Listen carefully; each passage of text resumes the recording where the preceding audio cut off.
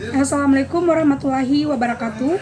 Perkenalkan, nama saya Novita Sari dengan NIM 19.2300-064. Nah, saya akan menjelaskan tentang asuransi dan diversifikasi asuransi. Nah, adapun pengertian asuransi. Nah, asuransi adalah salah satu bentuk pengendalian risiko yang dilakukan dengan cara mengalihkan atau transfer risiko dari suatu pihak ke pihak lain. Dalam hal ini adalah perusahaan asuransi. Nah, asuransi yang lain adalah merupakan suatu pelimpahan resiko dari pihak pertama ke pihak yang lain. Nah, tidak semua resiko dapat diasuransikan. Nah, resiko yang dapat diasuransikan adalah yang pertama, resiko yang dapat diukur dengan uang. Yang kedua, resiko homogen atau resiko yang sama dan cukup banyak dijamin oleh asuransi. Yang ketiga, resiko murni atau biasa disebut dengan resiko ini tidak mendatangkan keuntungan.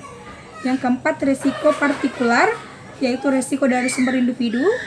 Dan yang kelima, resiko yang terjadi secara tiba-tiba, bukan karena direncanakan, tetapi murni karena misalnya karena meninggal atau kecelakaan. Nah, prinsip asuransi. Nah, dalam asuransi ada 6 macam prinsip dasar yang harus dipenuhi. Yang pertama, insurable insurance. Yang kedua, utmost good faith. Yang ketiga, proximate cause. Yang keenam, indemnity. Yang kelima, subrogation. Dan yang terakhir, contribution. Nah, perbedaan asuransi.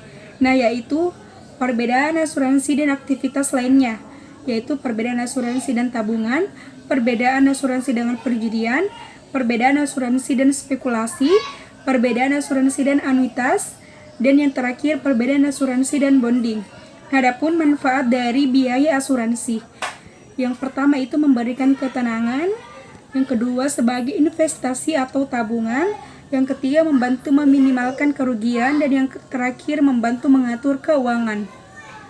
Nah, selanjutnya beberapa manfaat asuransi berdasarkan jenisnya, yaitu ada beberapa jenis asuransi yang banyak digunakan di Indonesia. Yang pertama ada asuransi kesehatan, asuransi jiwa, asuransi jaminan hari tua, asuransi pendidikan, properti, perjalanan, kendaraan bermotor, dan lain sebagainya.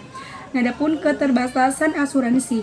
Nah, keunggulan dan kelemahan dari asuransi yaitu yang pertama, asuransi untuk tabungan esok hari. Yang kedua, membantu pengelolaan keuangan. Yang ketiga, bisa memindahkan resiko.